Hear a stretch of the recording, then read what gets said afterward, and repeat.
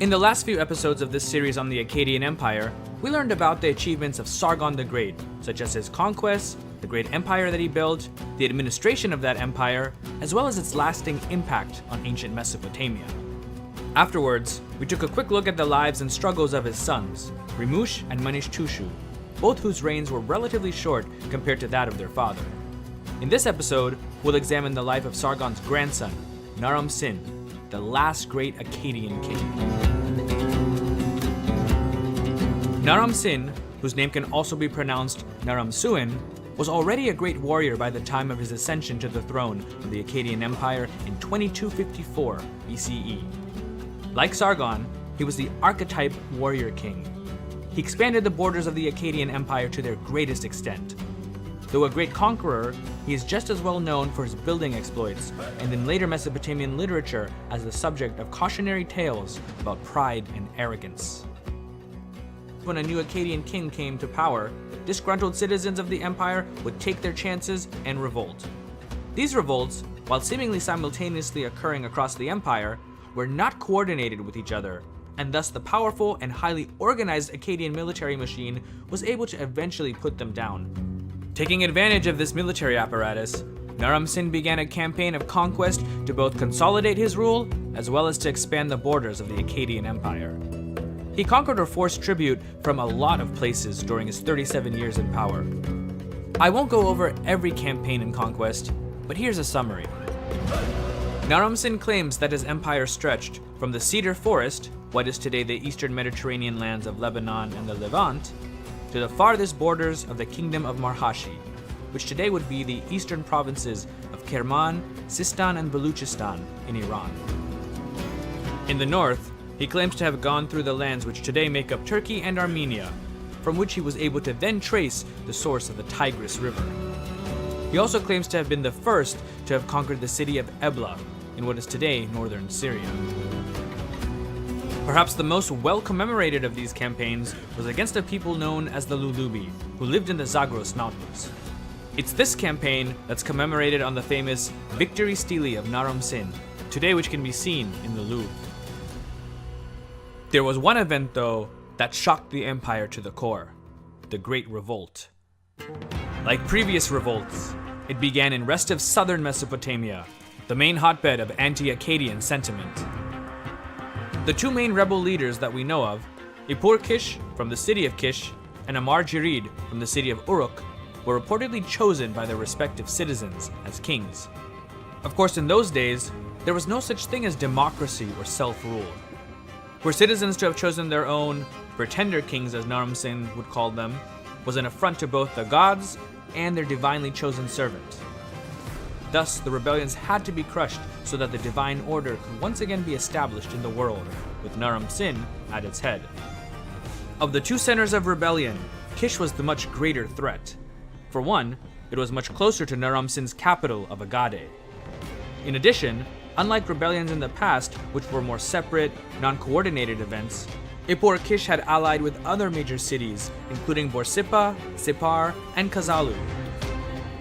Benjamin Foster, professor of Assyriology and Babylonian literature at Yale University, explains Naram Sin's account of the situation in his book, Age of Agade. He states that Naram Sin, and I quote, closed the gates of Agade and made a passionate speech to Shamash, god of justice and treaties. In it, one may surmise that he reminded the god of the great benefits the rule of his family had brought to Kish, lifting it from dishonorable servitude and making the title, King of Kish, resound once more. Now the ungrateful Kishites had turned against him. After appealing to Shamash, Naram Sin rallied the men of Agade and marched out to battle, where he routed the Kishite army and its allies, taking many distinguished captives, whom his inscription lists by name. Ipur Kish retreated to Kish, where Naram Sin pursued him, and they fought a second battle, in which Naram Sin was again victorious. Another 2,500 Kishites fell in desperate street fighting in the city. Resolved to obliterate Kish, Naram Sin dismantled its walls and diverted the river to flood it. Things in the Sumerian heartland were just as bad. There, Amar Jirid of Uruk created an alliance with many of the leading cities of the region: Adab, Isin, Lagash, Nippur, Shuruppak, and Umma. The result, though, for these rebels was nearly the same as it had been for the alliance headed by Kish. Naram Sin marched his army south and met Amarjirid and his allies in battle.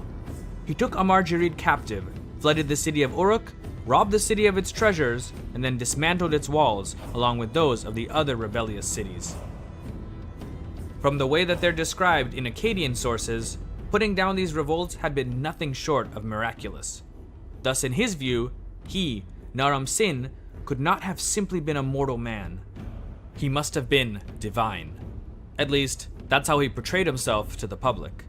In words that were found on the base of a mostly destroyed statue, Naram Sin states, and I quote, "Naram Sin the Mighty, king of Agade, when the four quarters of the earth attacked him together, through the love Ishtar bore him, was victorious in 9 battles in a single year, and captured the kings whom they raised up against him.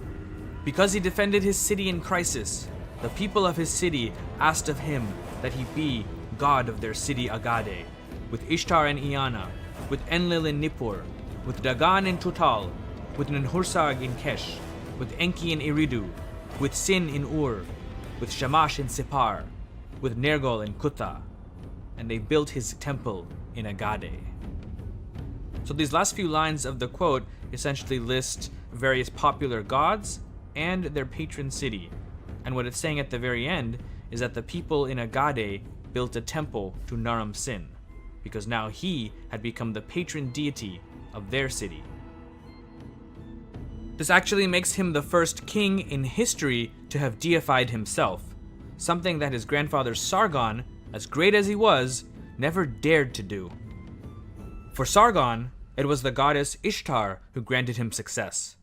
Naram Sin, though, crossed this line between man and god, and for this, according to later literature, he'd pay a price. We'll get to that shortly.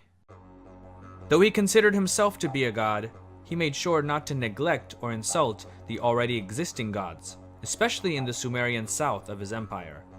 There, he restored and renovated already existing temples to the patron deities of other cities, especially the Ikur in Nippur, the chief temple of the god Enlil. The most lavish gifts, though, were bestowed upon the goddess Ishtar, who it's safe to say was considered to be the patron deity of the Akkadian dynasty. Archaeologists have found several temples dedicated to her that were commissioned by Naram Sin all over Mesopotamia, including as far north as the cities of Ashur and Nineveh, in what would later become Assyria. It turns out, though, that Naram Sin was mortal after all. He died in 2218 BCE from what today we'd simply describe as old age or natural causes.